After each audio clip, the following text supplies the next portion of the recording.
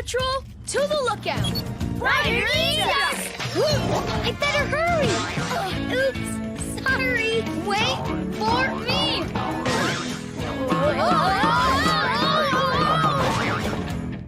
Guess this race ended in a hog tie. Marshall.